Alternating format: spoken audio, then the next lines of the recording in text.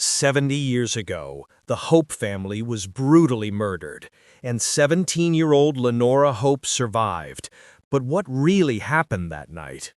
The tragic events of 1929 left the Maine coast shaken. Everyone assumed Lenora was responsible for the killings of her parents and sister, but no one could ever prove it.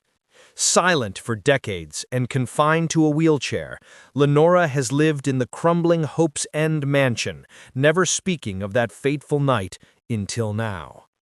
In 1983, home health aide Kit McDeere arrives at Hope's End to care for Lenora.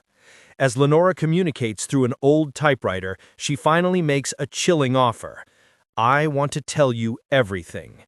But as Kit uncovers the truth, it becomes clear that Lenora may not be the innocent woman she appears to be, and that the past holds darker secrets than anyone could imagine.